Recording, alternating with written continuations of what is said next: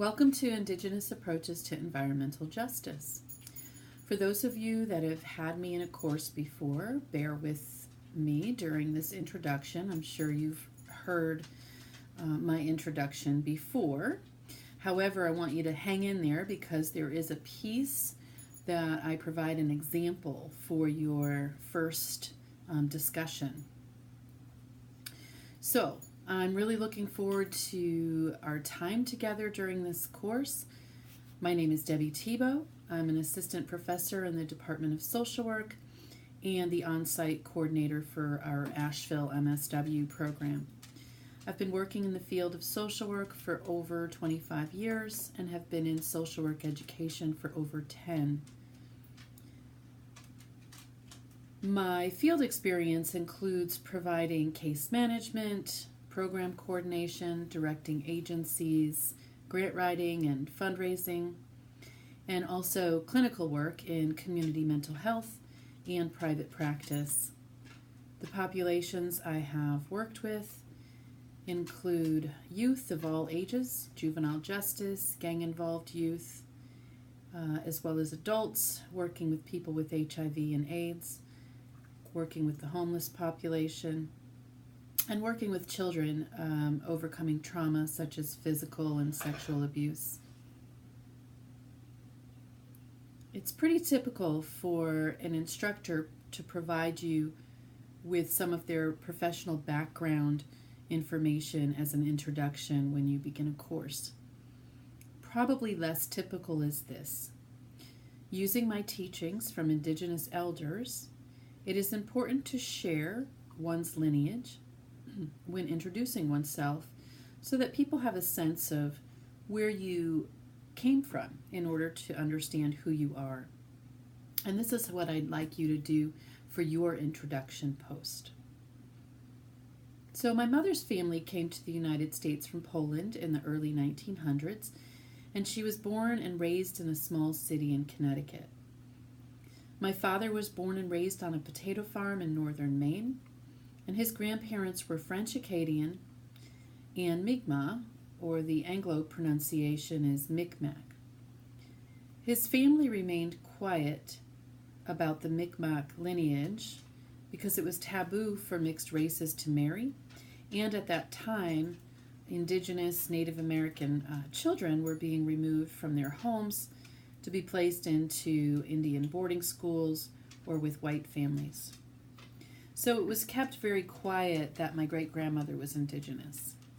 Well, I did not grow up on a reservation, and I did not grow up learning about Indigenous culture or traditions. I do have memories being around the fire and listening to my grandparents, great-grandparents share songs and stories. There was also always a calling for me to understand Indigenous culture and those ways, that part of my family tree, which I began doing in my early 20s. Now, 32 years later, at 52 winters old, I have been what natives call walking the red road, and my spiritual family is wide. I'm lucky that I grow up, I live in a place where it provides me with the opportunity to commune and pray with people who are Lakota and Cherokee. And my husband and I travel a lot, so we also have communities in other parts of the country that we spend time with, Micmac, Ojibwe, and Cree, as well as allies of Indigenous peoples. So I'm forever grateful that Creator has put such beautiful people in my path. So you will be asked to introduce yourself using this perspective in the first discussion post. So, my teaching philosophy.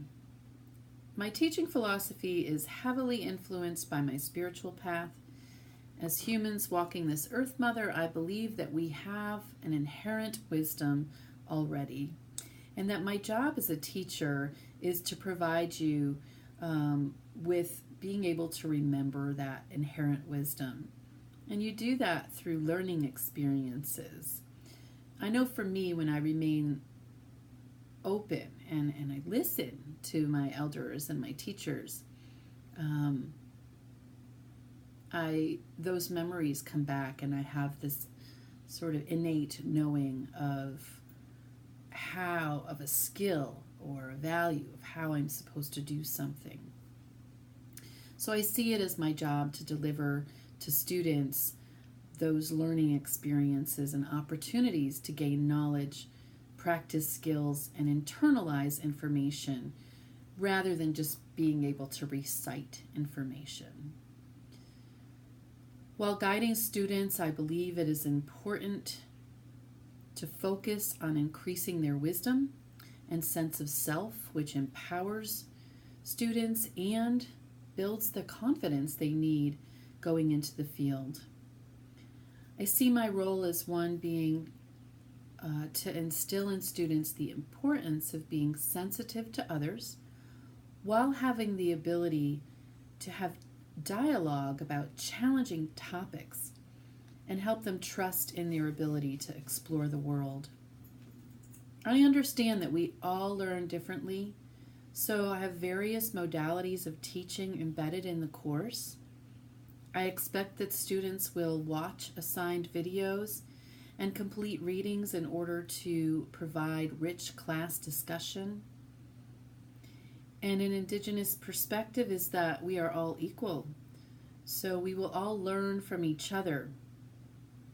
I am certainly open to students respectfully challenging each other to think critically and challenging me to think critically about different topics. I see my responsibilities in teaching this course as being available to you to discuss concerns about the class and class assignments, providing feedback to you, returning emails or questions you may have within 48 hours. I shoot for 24, but to demonstrate ethical behavior, to accept feedback from you about the course and about my teaching style, and to honor and respect students and their differences. Next, so course information. Before moving on to course information, I do need to explain why I chose the term Indigenous rather than Native American, American Indian, or First Nations. Most of you are probably more familiar with the term Native American. In my travels and through my research, I have heard many elders express their dislike of the term Native American because anyone born in America is native to America. Also, American Indian is a term that is used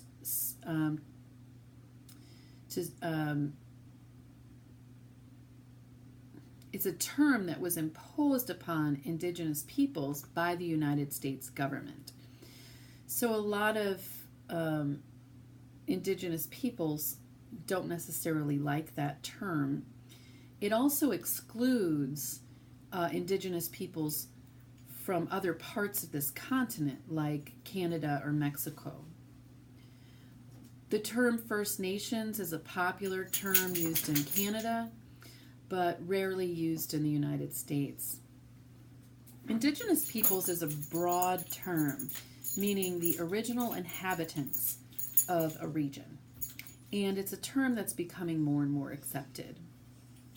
So in this course, you will hear me use the term Indigenous, maybe sometimes Native, depending on the content and the resource. In this course, you will have the opportunity to learn about environmental justice issues through an Indigenous lens or worldview. We will cover 5 modules: interprofessional education, land, air, and water, culture and economic disparity, environmental policy, law and treaties, and environmental action. Keeping in mind that there's no possible way that we can cover all environmental issues or actions in this course, My hope is that this course inspires you to continue learning about environmental and social justice issues, as well as Indigenous methods and culture. I've provided a list of suggested readings in each module and videos in each module of the course. Feel free to explore those during the course or after and use those to help with your assignments. Getting started. So under this section, please review the course syllabus, the course outline, and the rubrics. It's important to review the rubrics before completing an assignment because it'll really help you understand how I will be grading those assignments.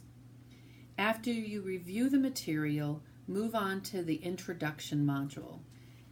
This module should be completed by the end of the first week.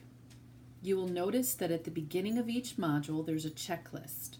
I encourage you to use that to help you stay on track. Following the checklist, there's a video link of me introducing the module and a video link of Stoneman sharing an Indigenous story or teaching related to the module. Following the video links, you will notice the required section with links to articles and videos. And then you will see the assignments section, which is where you will find a link for the weekly discussion, the weekly reflections, which will go to Dropbox, and other assignments for the week, such as discussion boards. For discussion boards, you are required to post yours before you can view anybody else's. Please pay attention to the due dates and the response dates. Also be sure to look over the rubric. At the end of each module, a song related to the module is shared with you. And finally, there's a suggested section. Please make sure you look that over. It'll help you with other assignments and your discussion posts. Now, because I teach from an Indigenous perspective, it's important to understand that I'm flexible and want to make sure that you have the best learning experience. It's important for you to complete the introduction module so that I have a sense of your learning style, how you learn best. This will help shape the trajectory of the course, which means we may stay completely as it is structured, or we may decide to make some changes to assignments along the way. So this is your learning, and I want to know how best to make it happen. So for example, if a significant number of people say that they learn best and demonstrate their learning best by taking quizzes, then I will add a weekly quiz or a module quiz. I rarely have that one, but if we do, we do. Again, welcome to Indigenous Approaches to Environmental Justice. I look forward to our time together.